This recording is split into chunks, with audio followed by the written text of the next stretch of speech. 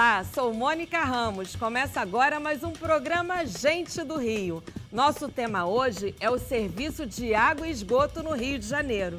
Estão dizendo que a SEDAI virou outra empresa, é isso mesmo? E quando falta água, a gente reclama com quem? Teremos um verão com água limpa? Responderemos a estas e muitas outras perguntas que afligem o cidadão fluminense com Gente do Rio em dose dupla. Temos 2 entrevistados hoje. As águas vão rolar nesse verão? Estaremos livres das geosminas?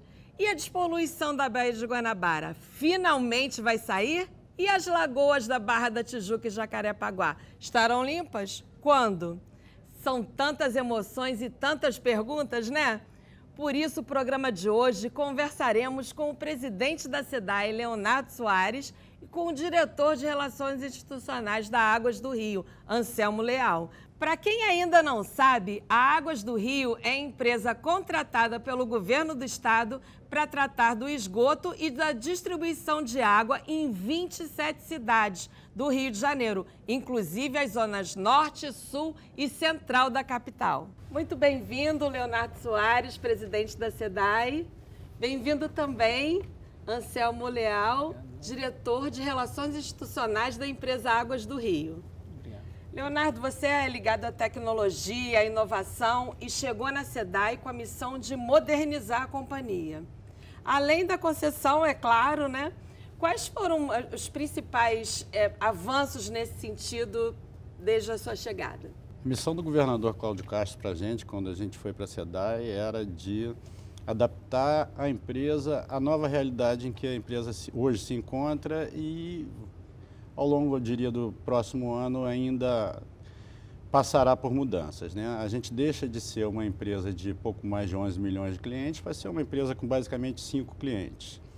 A gente deixa de se concentrar no atendimento ao cliente final, ao usuário final, com o fornecimento de água, coleta e tratamento de esgoto, para passar a se concentrar sobremaneira na captação e no tratamento de água. Isso vai permitir com que a gente se especialize cada vez mais e atinja níveis de excelência na captação e no tratamento.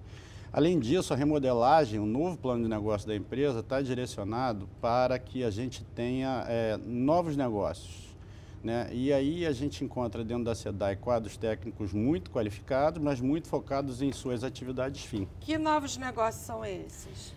Olha, agora, por exemplo, em fevereiro, a gente está inaugurando nosso laboratório de inovação, que tem por objetivo desenvolver novas soluções e se adaptar ao novo mercado, que é o que vai vigiar daqui para frente. A gente também tem um laboratório de análises clínicas que também tem potencial de prestar serviços para outros tantos clientes, assim até como propriamente para as novas concessionárias. A gente tem uma oficina de manutenção, reparo de hidrômetros também, que é muito qualificada. A gente agora está prestando serviço, por exemplo, como certificador do Inmetro para importadores de hidrômetros já com placas de IoT. A gente tem alguma, enfim, a gente tem administração de patrimônio, a gente tem muito patrimônio, então estamos constituindo um fundo para que a gente possa rentabilizar esse patrimônio. A gente está, de uma forma geral, redesenhando e redescobrindo, descobrindo novas fontes de receita e novas fontes de oportunidade para a empresa. Anselmo, vocês começaram a operar a distribuição de água, a coleta e o tratamento do esgoto mês passado, né?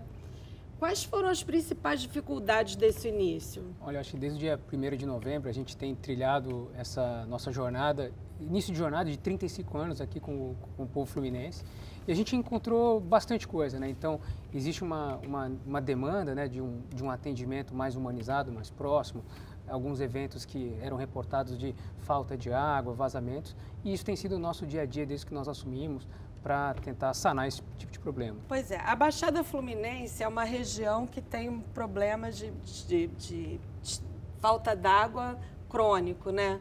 Nova Iguaçu, por exemplo, a população sempre diz que a água sai de lá, mas que não chega, não tem o abastecimento, né? Quando é que esse pesadelo vai virar coisa do passado? Para parte da população, isso já é uma realidade de hoje. Pessoas que tinham um abastecimento intermitente hoje já é constante. Agora, o que tem acontecido é um programa real de combate a perdas, a combate ao desperdício, é o que vai fazer com que essa mancha de água vá chegando em novos lugares. Todos os dias, novas pessoas terão esse problema sanado. Isso, ao longo dos meses, isso vai ser cada vez menos recorrente. É isso que a gente está trabalhando. Leonardo, a SEDAI ficou com a captação e tratamento da água. E a concessionária com a distribuição da água, coleta e tratamento de esgoto. Por que essa divisão? Olha, com o advento do Marco Nacional do Saneamento, algumas metas foram estabelecidas. Metas que dizem respeito à universalização dos serviços de saneamento, lato sensu falando, né? Essas metas apontam que até 2033, 90% da população tem que estar atendida com coleta e tratamento de esgoto e 99% da população tem que receber água tratada em suas residências. Que já é uma meta, né? 2033, né?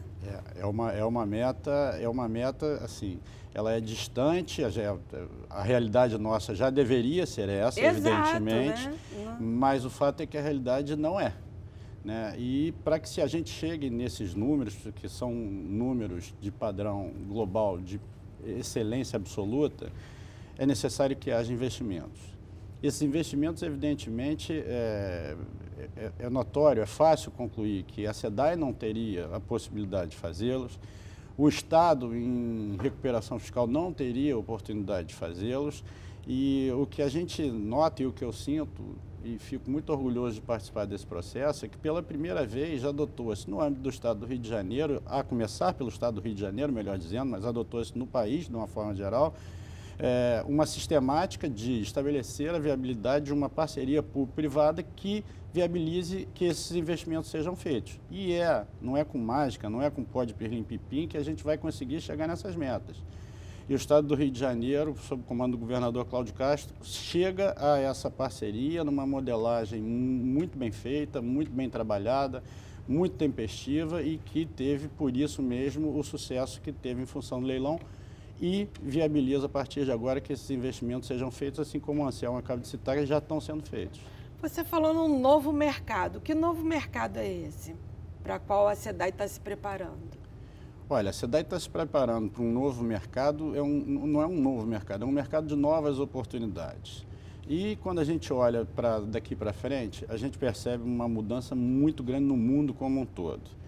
Então, se a gente falar hoje na entrega de bens ou serviços desacompanhados de determinadas tecnologias, sejam elas da informação, sejam elas tecnologias sociais, sejam elas empregando melhorias e modernizações em processos, em procedimentos, a gente não vai chegar em lugar nenhum. O mundo se reinventou, empresas como a Kodak, gigantes e outras deixaram de existir. É necessário que a gente trilhe esse caminho de adaptação para que a gente se mantenha com excelência e aperfeiçoe cada vez mais as nossas práticas e permaneça em condições de entregar os serviços que efetivamente temos que entregar. Anselmo, quais são as principais reclamações, queixas dos consumidores que vocês têm recebido? Nesses primeiros 50 dias de operação, acho que a maior queixa tem sido falta de água, vazamento e troca de titularidade, né? Pessoas que querem trocar a titularidade do serviço lá na casa, os três principais que apareceram para a gente. E o que vocês estão fazendo para atender, para sanar esses... Eu acho que o primeiro ponto, né, como o presidente acabou de falar, tecnologia, né? Então, assim que nós assumimos a operação assistida junto com a SEDAI, nós implantamos mais de 1000 pontos de monitoramento em tempo real na cidade para conhecer, de fato, as zonas de baixa pressão, de alta pressão, para remodelar o sistema, para equalizar essa água para todo mundo.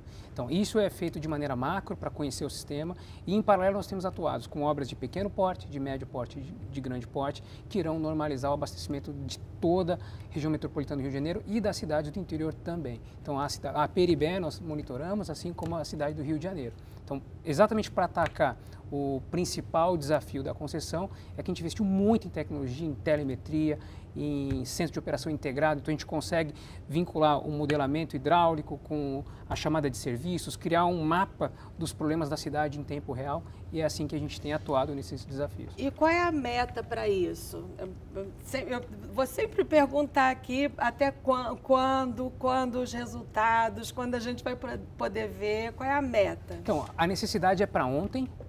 E a meta, ela é conseguir implementar as melhorias de pequeno prazo agora. Então, no primeiro dia de operação, nós iniciamos mais de 100 obras exatamente para trazer uma nova percepção de serviço para as pessoas que podem ser alcançadas, mas grandes obras que demandam de licenciamento ambiental ou de grandes intervenções, ela tem que seguir o rito de uma obra de infraestrutura, né? Então, a gente não consegue padronizar uma meta para tudo, mas o serviço vai estar sempre sendo normalizado muito em breve, né? Nos próximos meses, a cada dia essas coisas vão acontecendo, apesar do prazo ser dilatado, né, pelo marco da concessão, mas a gente tem uma intenção clara de fazer isso muito antes. E a geosmina? Vamos ter um verão sem geosmina? Vamos ter um verão sem geosmina.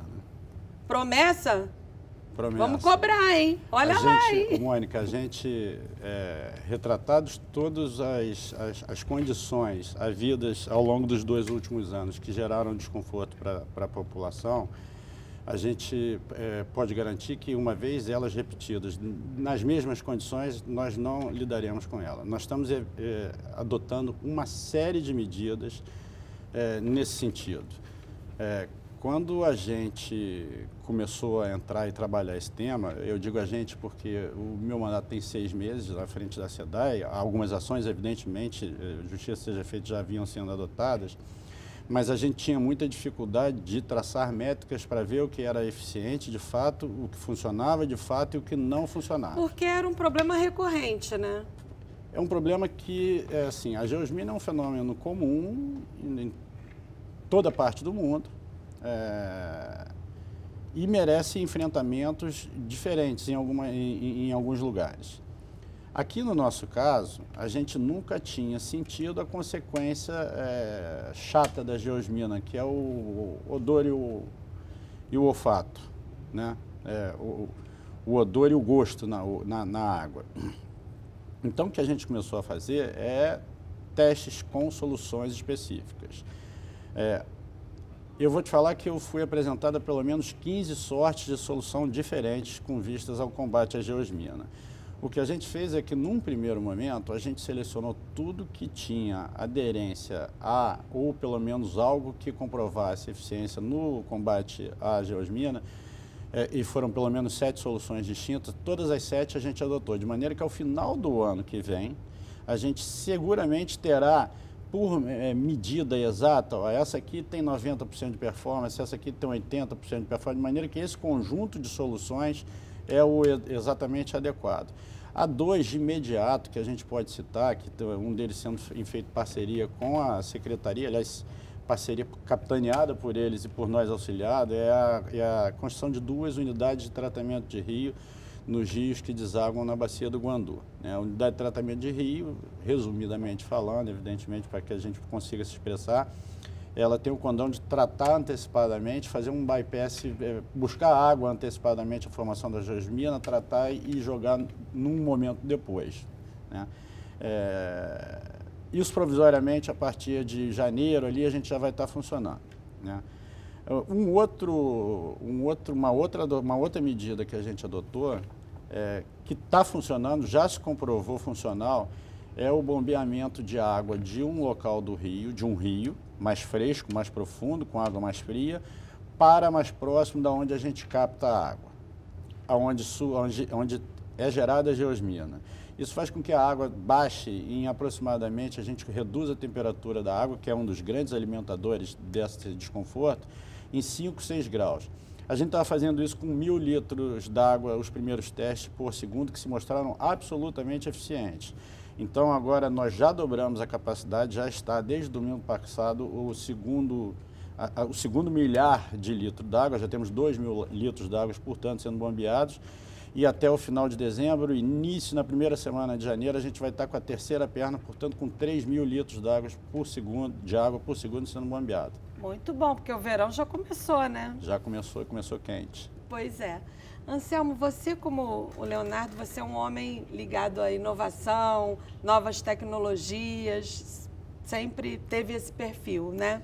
O que dessa tua experiência vai ser útil para a operação da Águas do Rio? Eu acho que, como o presidente falou, né, é necessário inovar. O mundo inteiro vive um desafio novo sobre os recursos naturais que são escassos. A água tem se transformado cada dia mais num desafio para a humanidade, e trazer inovação, digitalização, tecnologia, inteligência artificial, monitoramento em tempo real, traz para dentro de um setor super tradicional uma nova perspectiva de ação, né? Então, hoje nós conseguimos fazer modelagens em tempo real de como funciona determinada operação em caso de crise.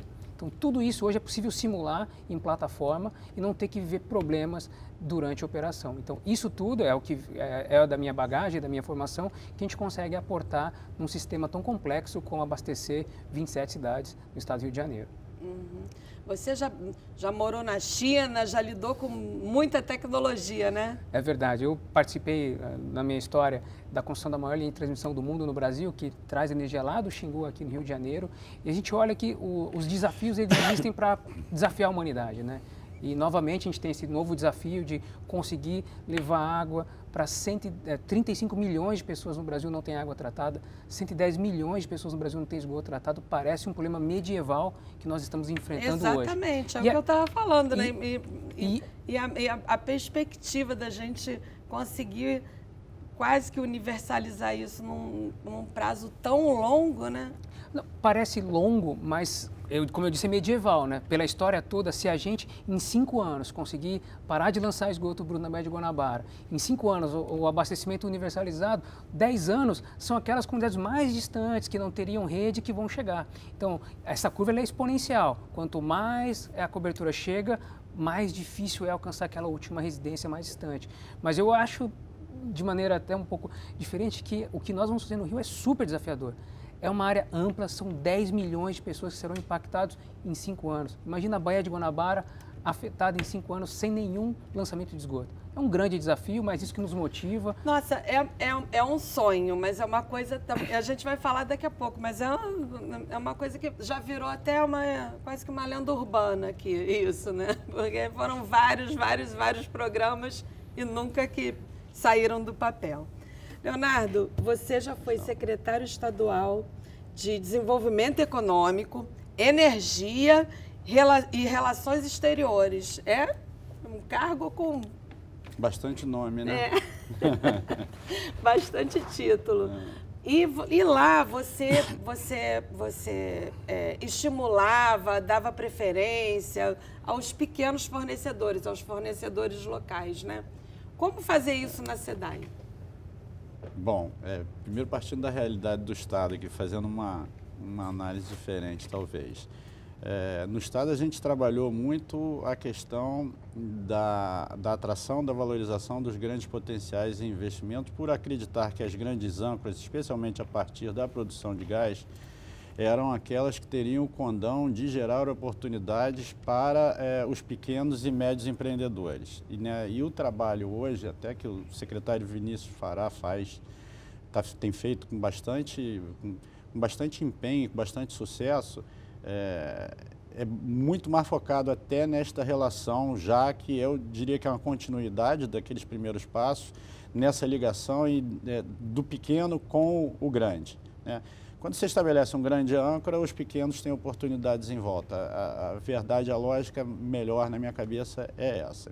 Bom, na SEDAI, o que a gente está fazendo hoje, na remodelagem do nosso negócio, é colar 100% das nossas ações no tripé ESG, ou em português ASG, né? É ambiental, social e de governança, né? Então, para cada ação nossa, a gente procura ter um carimbo de uma ou mais dessas verticais, né? É muito na coisa social, inclusive, a Águas do Rio também, nesse momento, está seguindo um caminho próximo da gente, com bastante sucesso, bastante empenho. A gente tem um programa Replantando Vida, que é um programa de ressocialização e de inclusão fantástico, é um ganha-ganha para todo mundo. Como é que é? Que programa é esse? Olha, o Replantando Vidas, a gente socorre numa parceria com a Fundação Santa Cabrini e com a Vara de Execução Penais, e contratamos apenados, né? O pessoal paga a pena de condenação judicial trabalhando. Recebe lá um determinado dinheiro por isso, evidentemente, mas ele paga, reduz parte da sua pena. Cada 3 dias trabalhado, ele reduz 1 dia de pena. Essa turma, para você ter uma ideia, Mônica, esse programa é um programa que dá orgulho de falar sobre ele. A turma que reincide no cometimento de crime que passa por a gente, ela apenas 20% reincide no cometimento de crime. A ordem normal, geral, fora do nosso mundo, é o contrário, 80% reincide. Isso por si só já denota uma coisa que eu acho que dá muito orgulho para a gente. Uma outra coisa, a gente está replantando com mão de obra dessa turma mais de 1 milhão de mudas de mata nativa na reconstituição das margens ciliares dos rios que desaguam no nosso Guandu, onde a gente capta. E a gente faz isso também com doação de mudas para outros municípios, para mitigação de eventuais condenações ou até ações ajuizadas pelo Ministério Público. A gente dá como compensação e tem feito essa iniciativa por todo o estado com recursos humanos de apenados. Né? Hoje a Águas do Rio entra no cenário, a convite nossa. Pois é, isso que eu ia perguntar. Vocês estão na parceria com esse projeto? Que projetos nesse sentido aí vocês têm também? Eu acho que esse projeto da SEDAI é muito inspirador e inspirou a nossa empresa, né? Então hoje nós já temos uma parceria com a Fundação Santa Cabrine de recuperação de apenados, que eles nos ajudam na conservação dos nossos ativos, participam dos nossos programas de capacitação, e a nossa ideia é acreditar que o ser humano é capaz sim de se arrepender e ter um novo começo.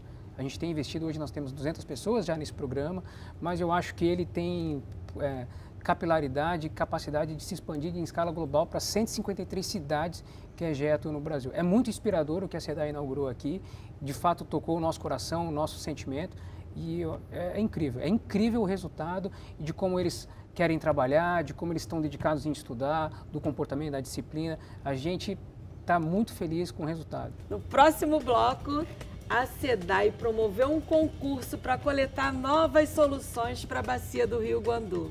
Qual foi a melhor ideia? E a novela da despoluição da Baía de Guanabara, que o Anselmo está falando aqui toda hora. Será que chega ao fim dessa vez? O Gente do Rio volta já.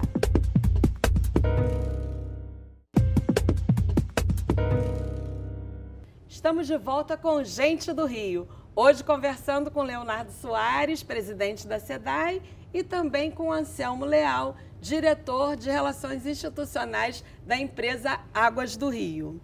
Leonardo, na quarta-feira, agora, dia 29, teremos o leilão do bloco 3 dos serviços de distribuição de água, coleta e tratamento de esgoto. Esse bloco engloba 21 municípios, né? Uhum. Incluindo cidades do interior, da Baixada e a zona oeste do Rio de Janeiro, não é isso? A expectativa do leilão é que ele obtenha o sucesso que obteve o leilão na primeira fase. Mas da outra vez só apareceu um interessado e mesmo assim retirou a proposta. O que vocês mudaram aí? O que vocês fizeram para despertar o interesse? Bom, primeiro são, assim, diagnosticando um pouco melhor, né? Essa história eu acho que merece um ponto de esclarecimento interessante. Quem eu falo com muita propriedade, inclusive, é o condutor desse processo, indicado pelo governador do estado, o secretário da Casa Civil, Nicola Missioni, que tem feito isso com esmero. Já esteve aqui com a gente também no Gente do Rio. Eu tive a oportunidade de acompanhar. Excelente entrevista de todos os três. O leilão, ele, num primeiro momento, tinha 5 cidades, mais a Zona Oeste. O problema é diagnosticado por todos, eu acho que isso está pacificado entre quem acompanhou um pouco mais os detalhes técnicos, é que não houve uma desistência propriamente dita. Os investidores foram para a disputa de 4 blocos. Em um desses blocos, que era o menos atrativo dos 4, havia apenas um inscrito, no caso a EGEA, inclusive. Né? A EGEA tinha lá um envelopezinho dela colocado. O que acontece é que a EGEA, com outros disputantes ali na hora, especialmente com relação ao bloco 1 e ao bloco 4, eles quase se estapearam para ver quem ganhava. Foi uma sequência que parecia uma final de campeonato no Maracanã. Foi uma sequência de disputa, assim, que eu estava presente, a coisa é tensa. A coisa é tensa, é meio divertida, meio tensa até, eu confesso. E isso fez com que os investidores, naturalmente, fossem ao limite dos seus esforços, que decorrem de investimentos comprometidos anteriormente até por investidores estrangeiros. Então, o sujeito fala, você pode gastar 100 para comprar os 2 blocos, aí você vai lá e gasta 90 para comprar um bloco, é mais ou menos isso o raciocínio que eu faço. A remodelagem, evidentemente, consegue trazer aperfeiçoamentos, consegue trazer novas soluções, consegue trazer novos enfoques, até porque o Rio de Janeiro é pioneiro nesse processo no Brasil. O Rio de Janeiro largou na frente. O Rio de Janeiro enxergou a necessidade. E aí, como você fala, pô, mas 2033 não está tão longe. Olha, 2033 para a gente que precisa está longe para caramba. Mas para quem tem que fazer tudo que tem que fazer, 2033 é uma meta ousada. Não é uma meta simples, não. Para quem passou 200 anos maltratando a natureza e gerando as condições adversas para que a realidade medieval, como você citou, esteja posta hoje no cenário, você em 10 anos fazer toda essa modificação, obra de saneamento, quando você faz, é uma coisa que se trata muito de forma leviana, às vezes, por aí, porque obra de saneamento, você leva, às vezes, 2, 3, 5 anos para fazer uma grande estrutura capaz de fazer um saneamento. Então, não é uma coisa de amanhã está bom, infelizmente. E aí, Anselmo, então conta pra gente, por que vocês desistiram? Bom, a EGEA, como o presidente falou, participou de todos os lotes, ganhou o lote 1 e o lote 4, depois de um processo bastante concorrido, bastante competitivo, e por disciplina financeira foi necessário recolher a proposta do bloco 3, aguardar uma reestrutura, uma reavaliação financeira desse estágio, e a gente está preparado para o próximo certame aí que se avizinha. Pois é, vocês vão participar do próximo? A EGEA se apaixonou pelo Fluminense, a gente vai estar lá no dia 29, certamente. E o que mudou, o que fez o interesse, vocês retomarem o interesse? Na verdade, você se prepara para uma disputa com capital, com alinhamento com os investidores, com o time de proposta e vai para o leilão nessa condição. Quando nós ganhamos os 2 blocos, a nossa prudência financeira nos fez recolher, aguardar. Neste momento, nós conseguimos construir uma nova engenharia financeira que nos habilita a participar do leilão de maneira a vislumbrar eventual êxito lá no dia. Mas, certamente, como o histórico diz que é aquecido, a gente vai participar. Isso a gente vai participar de maneira bastante entusiasmada. A gente se apaixonou, como eu disse, né? A gente se apaixonou por essa missão que a gente recebeu do governo do estado e que a população do Fluminense tem nos dado a oportunidade de participar. Leonardo, na sua gestão, a SEDAI participou pela primeira vez do Hackathon, que é o maior evento de startups da América Latina, né?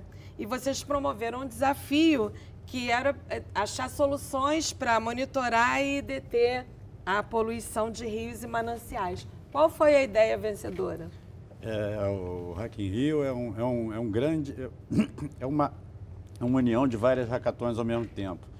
O tema que diz respeito à água tratada para todos, que é o Objetivo de Desenvolvimento Sustentável da ONU número 6, foi para o qual a gente foi convidado e se inscreveu. A Vale foi patrocinadora, nós figuramos como convidado e o apoio da Figital, através do Lúcio também, né? A gente recebeu o convite da organizadora, da Lindália Junqueira, e fomos lá. Inscrevemos o nosso desafio.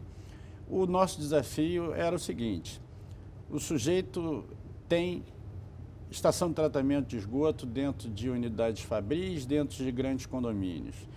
Estações de tratamento de esgoto são grandes consumidoras de energia, grandes consumidoras de água. E num toque de mágica, num apertar de botão, de noite, o sujeito, para economizar energia e para economizar água, vai lá e desliga a estação de tratamento de esgoto. Sabe quem me contou isso? O barqueiro lá do canal de Marapendi. Ele me falou isso. Falei, gente, mas esse canal, esses condomínios todos... Aí eles me falaram isso. Não, é porque às vezes eles desligam para... Infelizmente, é uma realidade... Gente, que absurdo. Aí tem fiscalização disso não, presidente? Pois é, o que acontece? Tem fiscalização, aliás, isso advém de uma provocação a nós feita... A gente foi buscar entender os problemas, né? E conversamos com vários atores desse cenário, com o Ministério Público, com a polícia, com os barqueiros, com pescadores do Guandu, e a gente entendeu que esse era um problema, sim, muito bacana de ser atacado, né? E ali o nosso compromisso era buscar o problema, o desafio. E a gente identificou isso como um desafio porque para a polícia, o próprio delegado da Polícia Ambiental falou comigo determinada vez. Olha, isso é impossível, porque ele até usou uma expressão curiosa, se não tiver dedo de seta, a gente não consegue pegar, né? Se não tiver um dedo duro, a gente não consegue pegar, porque quando a gente chega lá, o sujeito aperta o botão e liga. E não tem flagrante, a gente não consegue então, rever. Então a SEDAI tem que ter informantes. Eu diria que essa solução que a gente foi buscar, ela beneficia a SEDAI indiretamente, ela extrapola, porque não é a SEDAI responsável por essa fiscalização, né? Mas a gente quer disponibilizar, já que a gente bebe dessa água, entre aspas, já que a gente quer disponibilizar uma água melhor, tudo que no curso, independente se é responsabilidade nossa ou não, tudo que no curso da captação da água a gente puder fazer para melhorar a qualidade, a gente vai fazer, até porque diminui custos de tratamento para nós. Então, a solução que se sagrou vencedora foi de uma startup chamada NOAA Smart City. A NOAA, ela desenvolveu um sensor que foi eleito a melhor da vertical ODS 6 e a melhor das soluções de todos os outros desafios propostos ao longo do Hackathon, né? Que legal! Ganhou e essa startup é de onde? Essa startup é do Rio de Janeiro. Olha! Formada com pessoas do Rio de Janeiro, cariocas e fluminenses, funciona no Rio de Janeiro, para o Rio de Janeiro, e a solução dela é mentorada por gente nossa da companhia. A gente colocou ao longo da madrugada, isso ocorre numa sexta, vai de sexta a domingo, né? A base no formato do Hackathon, é pizza e Red Bull, e fica acordado até colocar a solução de E muito jovem, né? Muito jovem. Aliás, hoje já é um curioso, isso é uma mescla, isso é muito legal, porque assim, os jovens estão cada vez mais entendendo e ensinando aos mais velhos que um precisa do outro e conseguindo funcionar junto. Isso, aliás, é uma coisa que a gente tem fomentado bastante, inclusive, dentro da própria atual gestão da SEDAI. Então, eles desenvolveram um sensor de IoT, de internet das coisas, portanto, que roda via rede LoRa, e ele consegue detectar e entregar dentro de um dashboard, dentro de uma planilha com um gráfico exato para a gente, a qualidade da água aferida pouco depois dos despejos disso. Portanto, sem a necessidade, remotamente ele tem como identificar algumas substâncias na qualidade da água que só estão presentes se tiver havendo um despejo pouco antes de onde está localizado o sensor. Isso gera informe automaticamente. A nossa intenção é que a gente possa gerar... Já conseguiram um informante. Já conseguimos o nosso informante. Informante tecnológico. É isso aí. Esse, o raciocínio é perfeito. Vou roubar a tua expressão, se você me permitir. Pois já pode botar o nome. Não X9, informante, no equipamento. Anselmo, você morou na China, trabalhou na China, a economia que mais cresce no mundo, com mais tecnologia, mais inovação. O que você trouxe de lá para a gente? Acho que o que a gente pode aprender muito da cultura chinesa é o planejamento, né? Então, quando a gente fala que é necessário tomar uma atitude para mudar uma condição medieval, é necessário um plano factível, crível, como o marco do saneamento parece longo, mas é super desafiador quando a gente fala sobre obras. Criar um planejamento e persegui-lo até a exaustão como meta, sem se desviar no meio da trajetória, acho que é a grande característica, sobretudo da China, e é por isso que eles fazem essas transformações de tempos em tempos. Aquele plano quinquenal deles é seguido à risca, e vocês olham como, nos últimos 72 anos, a China saiu da ultramiséria e hoje é um grande exportador de tecnologia. Essa disciplina no planejamento, metas factíveis e perseguição bastante focada, eu acho que é grande aprendizado que eu tive nessa minha imersão nessa cultura que é tão incrível. Eu sou um fã da China. Tudo que não aconteceu nos vários programas de despoluição da Baía de Guanabara, né? Eu acho que deve ter os 30 anos da China se desenvolvendo, deve ter os 30 anos ou mais que esses programas de despoluição da Baía de Guanabara que nunca acontecem, nunca são efetivos, né? Por que a população deve acreditar que dessa vez vai? Eu acho que o primeiro ponto é que hoje existe esse programa macro, existe um contrato de concessão que o concessionário pagou 15 bilhões de reais para ganhar e que se ele não cumprir as metas, ele perde o contrato. Adicionado à outorga que foi paga, mais 19 bilhões de reais serão investidos, totalizando 39 bilhões de reais ao longo de uma concessão. É bastante recurso financeiro para fazer essa atividade. E metas contratuais, medidas por uma agência regulatória, e a gente... Então agora está escrito como que se faz, independente do momento político, essas metas permanecem. É uma concessão de serviço público de 35 anos. Nós agora temos sim um contrato com 35 anos de planejamento que vai ser medido ano a ano a sua execução. Isso traz para essa história uma nova maneira de gerir como ela vai se desencadear. Eu acho que essa é a grande inovação dessa nossa nova discussão de um tema tão antigo. Se me permitir acrescentar, esse é um ponto nodal que ele colocou, né? Tem dinheiro na mesa, o empresário botou, o investidor colocou o dinheiro na mesa. O investidor não quer perder o dinheiro. Do outro lado, o que eu gostaria de chamar a atenção, parece que o Estado aprendeu com os erros cometidos no passado e não está repetindo o mesmo erro. A modelagem feita atualmente e colocada pelo governador Cláudio Castro, ela é muito inteligente sob o ponto de vista de, olha, você coloca o dinheiro, assume o risco e entrega o compromisso. Não é o Estado tomando um financiamento para depois fazer uma obra para saber se vai dar certo ou não. Então, eu acho que é o... mas historicamente o Estado, ele não é um bom fiscal, né? Pelo menos, não estou falando... Estou dizendo que agora, mas historicamente acontece isso, né?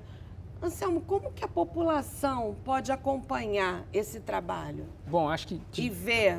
Acho que são duas discussões. Assim. A gente tem uma política de comunicação bastante transparente. Nos próximos dias a gente vai publicar um hot site para monitoramento da população, para que elas saibam a evolução daquelas 100 obras que nós prometemos, e a gente sempre vai atualizar isso. Aí vai poder acompanhar pela internet. Existe todo um conjunto de outros atores que monitoram esse assunto. Então, o Ministério Público tem um grupo de trabalho da escassez hídrica que tem acompanhado a temática de esgoto. A sociedade civil organizada hoje olha para a temática do saneamento como um dos principais pilares da Agenda 2030, né? Então, nós temos até 2030, o mundo está discutindo 2030, sobre quais são os passos para que a gente resolva problemas estruturantes da humanidade que vai garantir a nossa vida nesse planeta.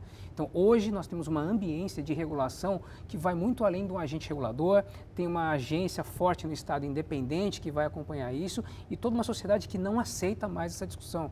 É impossível a gente não trazer esse tema para a mesa e achar que a população não vai se importar. Eu acho que hoje a população é bastante informada e o usuário, quando ele recebe lá na casa dele o serviço de água, ele sabe que tudo aquilo depende do futuro da nossa comunidade. Historicamente, de fato, o Estado é um péssimo fiscal. E é justamente nisso que o Estado, desta vez, acertou, na minha opinião, com bastante firmeza. Porque ele mantém, evidentemente, as responsabilidades de fiscal dele, Estado, mas, assim, a responsabilidade pelo dinheiro investido deixa de ser dele, Estado, e do investidor. A meta está no investidor. Então, o investidor coloca o dinheiro na frente. Se não der certo, perde o dinheiro investido. Então, essa responsabilidade é como se ela tivesse sido dividida com o investidor. Eu acho que isso é um acerto muito grande e isso nos alimenta a expectativa de que, de fato, isso vai acontecer.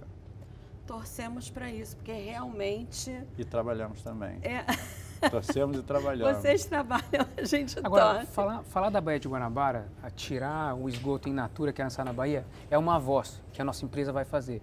Mas para reconstruir o amor pela Baía de Guanabara, a gente precisa de um coral. Esse coral não é só o saneamento, é como as pessoas vão conviver com o lixo urbano.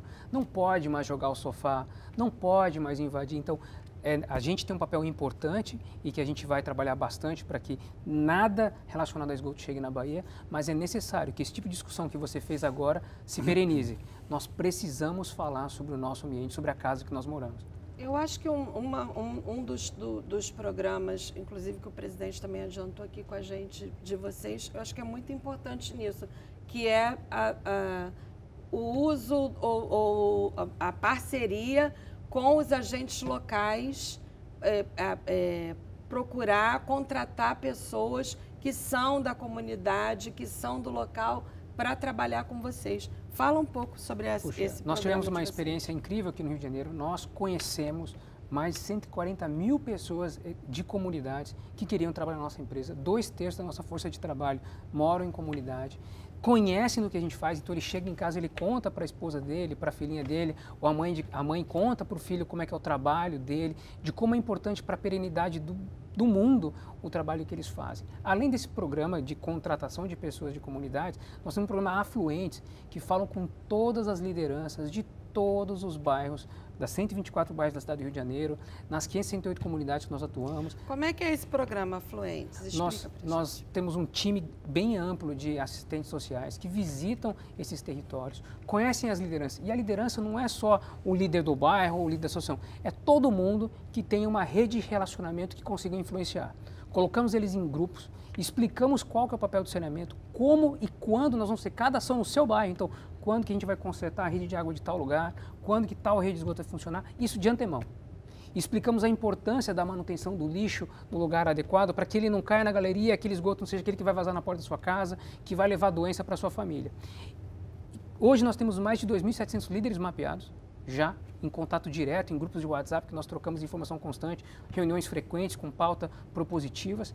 Além disso, nós temos um programa que em breve vai entrar na cidade do Rio de Janeiro, em todas as 27 cidades, que é o Saúde Nota 10. O programa Saúde Nota 10 é um programa que nós entramos nas escolas. Então, imagina que a cidade do Rio de Janeiro tem 650 mil crianças em escolas.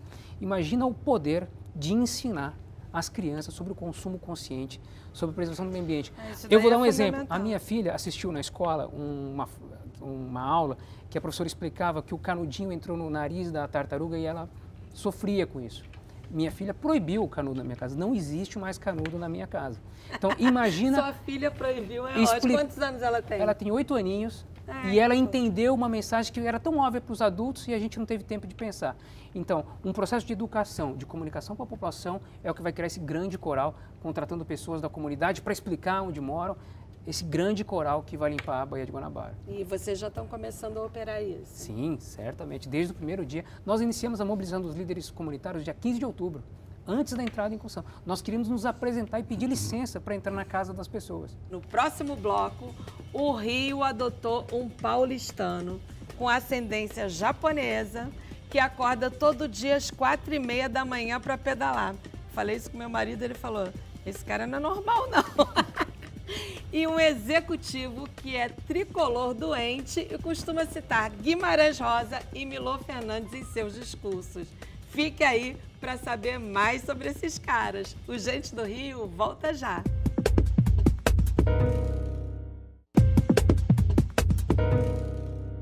Estamos de volta com o Gente do Rio. Hoje conversando com o presidente da SEDAI, Leonardo Soares, e com o diretor de Relações Institucionais da Águas do Rio, Anselmo Leal. Leonardo, você na prefeitura ficou à frente do Fomenta Rio e criou uma incubadora para cuidar de 144 startups. Quais foram os bons frutos dessa iniciativa? Na verdade, a gente fez um projeto em 2 etapas, né? O primeiro a gente fez em parceria com Alexandre Kahneman, que é CEO do Centro de Operações do Rio de Janeiro, e a gente passou a incubar startups e acelerar startups com mentoria e dar mão de obra qualificada da prefeitura dentro do Centro de Operações, de maneira que eles conseguiam prototipar e testar soluções para saber se elas se colocariam ou não no futuro, se teriam capacidade financeira de se colocar no mercado. Esse programa se chamava Desafio Core, Smart City, Smart People. Ele agora permanece, o Desafio Core ainda é um programa que está se repetindo. Mas como vocês fizeram na SEDAI tinha algum foco, algum objetivo, a solução de algum problema específico ou era geral? No caso era assim, qualquer aceleração, qualquer incubação de startup, ela nasce de um desafio proposto. O desafio é um problema que você tem. E que até a condução e a identificação do problema é uma etapa muito importante, porque você tem que identificar e revelar o problema, e não uma sugestão para o problema. Porque caso você faça isso, você acaba tolhindo aqueles que buscam, ou direcionando aqueles que buscam soluções para aquilo, para um foco que pode ser um foco isolado, ou não a única solução possível, ou não a melhor solução. Aquilo funcionou como um embrião para um programa maior, que era o que a gente chamava de LabGov. Agora está sendo remodelado pela atual gestão da Prefeitura Municipal, mas me parece até guardando o lugar, guardando algumas características semelhantes. É um programa que tem tudo a ver com o Rio de Janeiro, que reúne hoje a maior quantidade, a maior concentração de mestres e doutores de toda a América Latina no Rio de Janeiro. A gente tem universidades, academias, centros tecnológicos, né? A gente tem aqui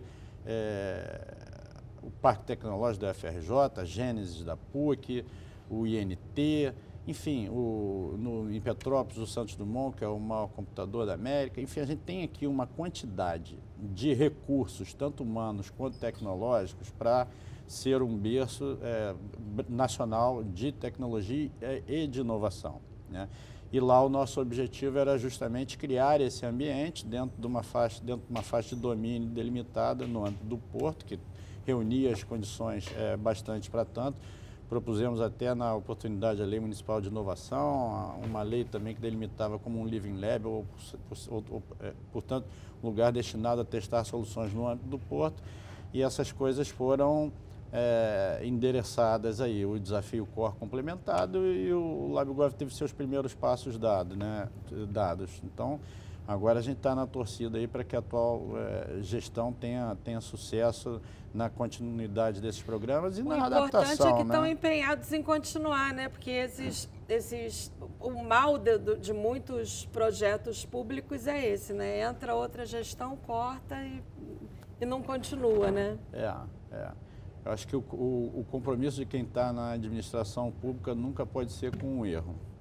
O compromisso de quem está na administração pública tem que ser com o seu cliente, que é a população, né? Isso é uma coisa que a gente vai passar para o governante A, B, C e D, mas a gente nunca pode deixar de ter essa percepção de que do outro lado da mesa estamos você, estão nossos filhos, nossos parentes, nossos amigos, então a gente não pode nunca perder isso do norte. É verdade. Anselmo, você é um paulistano com ascendência japonesa, que já morou na China e escolheu o Rio para parar. Já pode ganhar o título de cidadão carioca? Adoraria, meu sonho é ganhar esse título de cidadão carioca. Me apaixonei pela cidade. Mas por quê? O que você fez? Por que você merece esse título? Puxa, o merecimento a gente tem que apurar. Fala biscoito. Biscoito. Tá bom, já tá. Estou perseguindo a trilha.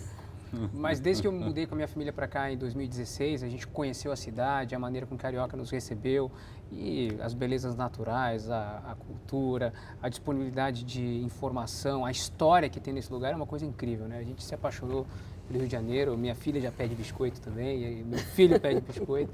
Eu acho que isso é uma coisa que a gente se apaixonamos. Leonardo, você, quando secretário de Desenvolvimento, mergulhou na questão do óleo e gás também, né? Sim. Foi um estudioso, um entusiasta desse tema.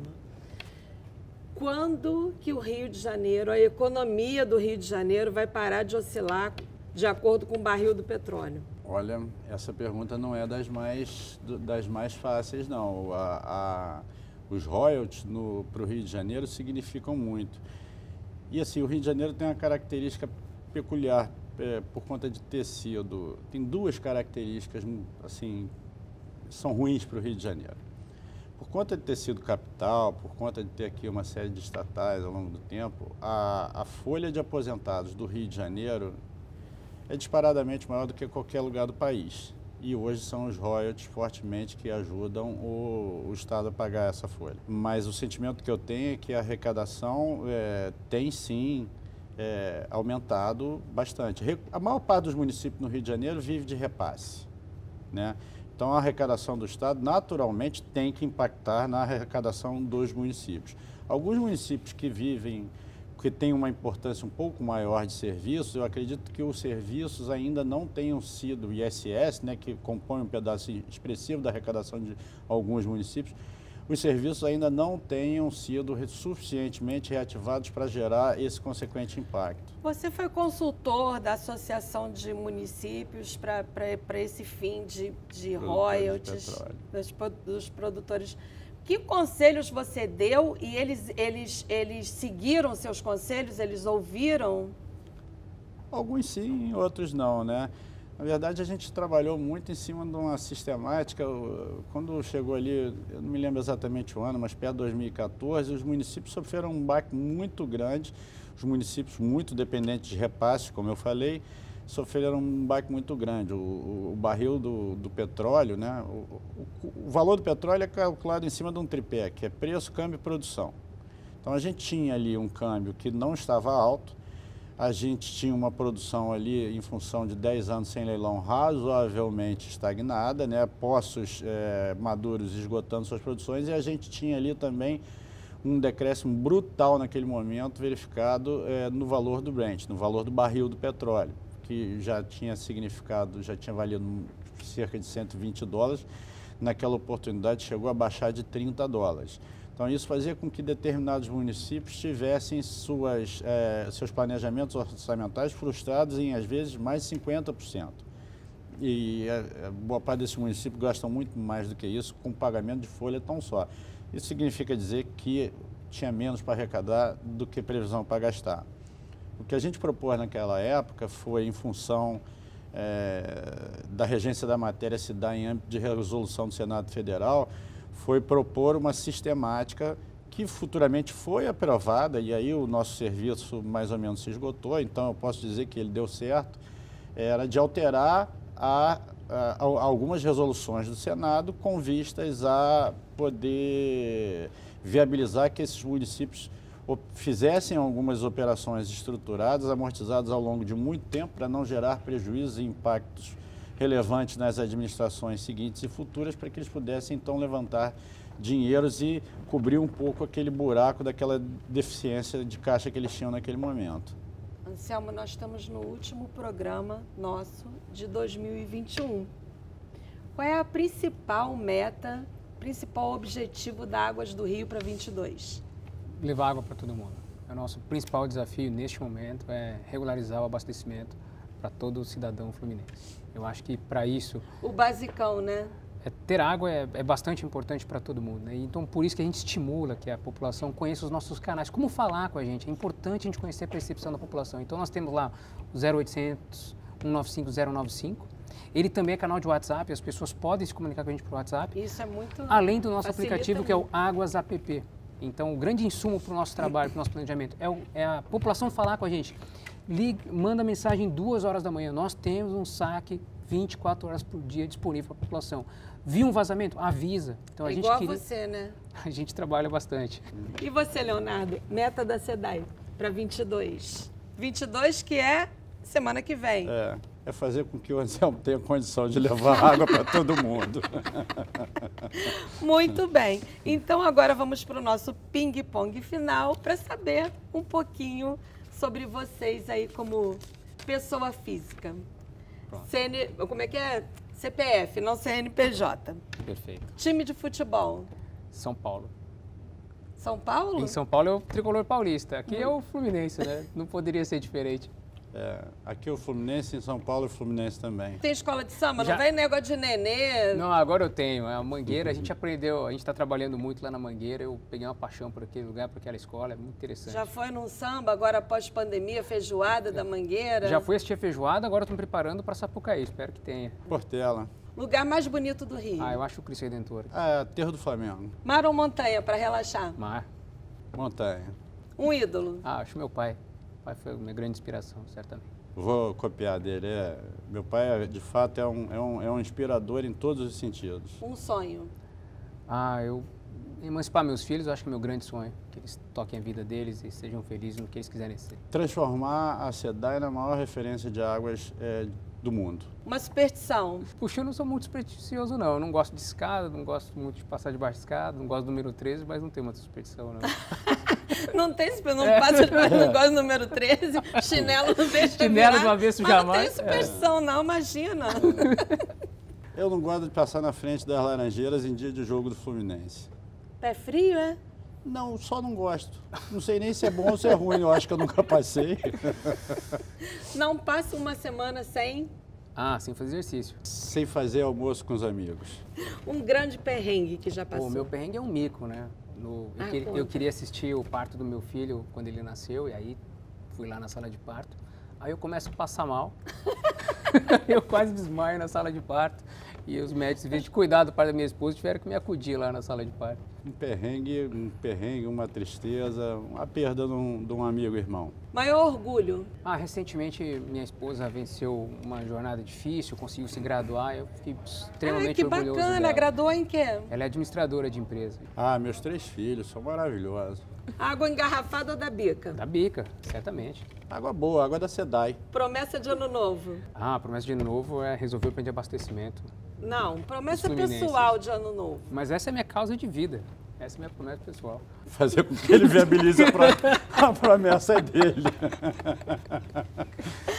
Olha, o papo foi ótimo. Muito obrigada pela Obrigado, participação de vocês. Anselmo Leal, diretor de Relações Institucionais da Águas do Rio. Hoje não está saindo institucional.